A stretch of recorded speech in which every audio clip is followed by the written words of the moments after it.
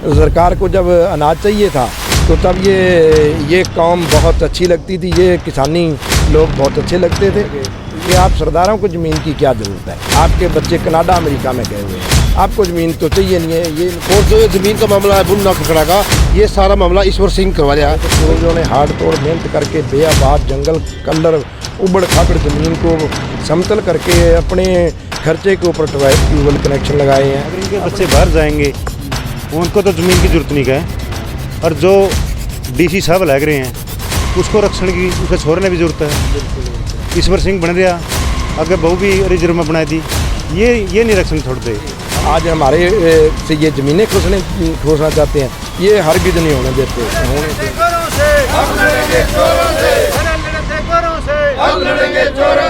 किसान है, किसान भाई आए दिन भाई धरना प्रदर्शन करना पड़ रहा भाई, कदे अपनी ज़मीन बचाने खातर भाई, कदे अपनी भाई नस्ल बचाने खातर, और आज इसे नस्ल और फसल बचाने की लड़ाई को लेकर भाई किसान पहुंचे हैं। के मुद्दा रहा भाई, के मुद्दा को लेकर आज किसाना ने यूएस सेक्रेटरीट में पहुंचना पड़ गया भाई। सारी बात भाई किसाना के लिए ज़रूर करांगे भाई।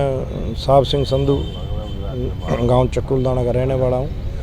आज ये हमारा आबादकार पट्टेदार किसानों का एक डेपुटेशन एडीसी साहब को, जो भूना गांव में पिछले वर्ष से प्रशासन की धक्केशाही के वजह से जो पॉलिटिकल प्रेशर में प्रशासन ने चंद लोगों के नाम, जो काश्तकार लोग थे उनकी लीज ना काटकर चंद लोगों के जो विधायक के चहेते थे और विधायक के समाज से संबंध रखने वाले थे, रिजर्व कैटेगरी के नाम पर उन लोगों के नाम वो जबरी ज़मीन पिछले साल जनवरी फरवरी में काट दी, जबकि लीज का असली समय तो मई का होता है।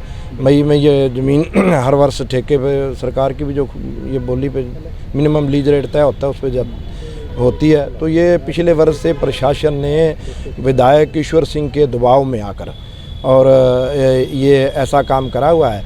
और बड़े शर्म की बात है, यहाँ का पूर्व में उपायुक्त प्रदीप दहिया जी जब हम इस मुद्दे के लेकर उनके पास प्रशासन के मुखिया वे अपनी बात रखने आए तो वो हमें कहने लगे कि आप सरदारों को ज़मीन की क्या ज़रूरत है, आपके बच्चे कनाडा अमेरिका में गए हुए हैं, आपको ज़मीन तो चाहिए नहीं है, ये इन गरीब लोगों को दे दो।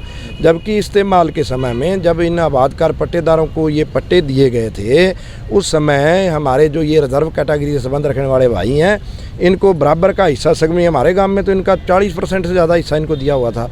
तो वो एक अलग बात है भी, ये इन्होंने इतनी मेहनत नहीं कर पाए या नहीं संभाल रख सके या नहीं कर सके, तो इसमें हमारा तो कोई दोष नहीं है। हमारे तो पूर्वजों ने हाड़ तोड़ मेहनत करके बेआबाद जंगल कलर उबड़ खाबड़ ज़मीन को समतल करके अपने खर्चे के ऊपर ट्यूबवेल कनेक्शन लगाए हैं, अपने खर्चे के ऊपर वहाँ पाइपलाइनें बिछाई हुई हैं। पंचायत ने हमें दिया क्या है, ग्रो मोर फूड के तहत सरकार को जब अनाज चाहिए था तो तब ये कौम बहुत अच्छी लगती थी, ये किसानी लोग बहुत अच्छे लगते थे। तो ये प्रशासन सरकार के ये जो पिछले 2014 से ऐसा माहौल इस देश में बना हुआ है, तो हमने तो कहा था, ये गए थे सीटीएम साहब डीडीपीओ वहाँ बीडीओ ऑफिस में चीका ये चर्चा करने के लिए, तो हमने कहा था थोड़ा इंतज़ार करो।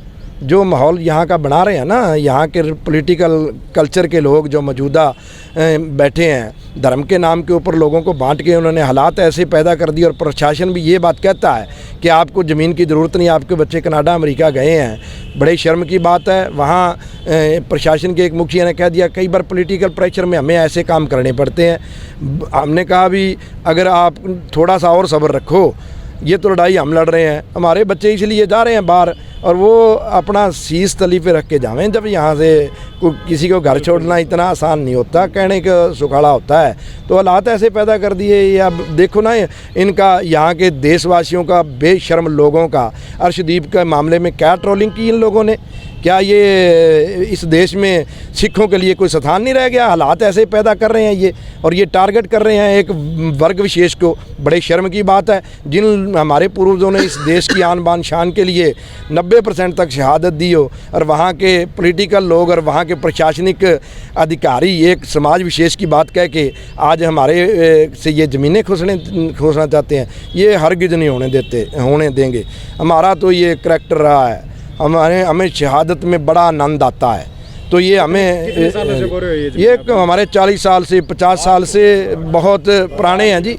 देखिए जो ये मामला है, पहली बात तो जेजेपी और बीजेपी 717 किसानों की हत्यारी है, और जो ये ज़मीन का मामला है बुन्ना खड़खड़ा का, ये सारा मामला ईश्वर सिंह करवा रहा है। भाई इनका भाईचारा खराब किया जाए, यहाँ लठ बजाया जाए, और किसानों को आपस में जिस तरह हरियाणा सरकार सुप्रीम कोर्ट के बहाने से ये ज़मीन हथियाना चाहती है।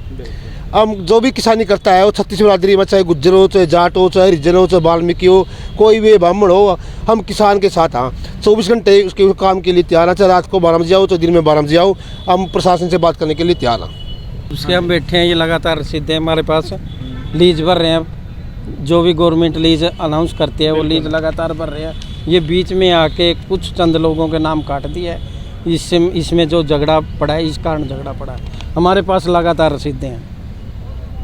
अगली कार्रवाई क्या रहेगी आपकी? देखिए अभी तो जो इतने भी हमारे किसान देवता पहुंचे हैं, अभी बात करेंगे। डी साहब ने समय दिया है, जो लगातार जो पाकिस्तान से आके इन्होंने पेड़ काटे, मूल पाड़े, अपनी ज़मीन बुक से काट के कारो प्रताप के समय के बैठे हैं। ये ज़मीन उसी को मिलना चाहिए जो भूख त्यास काटी है, जिसने बैठे हैं। अगर इनके बच्चे बाहर जाएंगे उनको तो ज़मीन की जरूरत नहीं है, और जो डीसी साहब लग रहे हैं उसको रक्षण की उसे छोड़ने भी जरूरत है। बिल्कुल बिल्कुल। ईश्वर सिंह बन गया, आगे बहू भी रिजर्व में बना दी। ये नहीं रक्षण छोड़ दे। हम ये जाति पाति की बात नहीं करते, लेकिन अपना कहीं भी देख लो। आज किसान का बेटा चल गाड़ी में चाला सूत्रे पारन लग गया, इनको ये जलन हो रही है। भाईचारा ना बिगाड़ो, जो उनका हक है पूरा हरियाणा का कानून बना दो। अकेला बुन्ना गाँव में तो लागू होता ही है, जिसको हक मिलना चाहिए दो, हमने कोई दिक्कत को नहीं, लेकिन भाईचारा ना बिगाड़ो। ईश्वर सिंह अपना कहीं देख ले, और पूर्व जो उपायुक्त थे ये डीसी साहब, कल ना उसका बच्चा ने भी आरक्षण की जरूरत है। कुछ तो शर्म कर लो, ये बड़ी बेशर्मी की बात है। हम अपनी ज़मीन नहीं जाने देंगे, चाहे कुछ भी हो।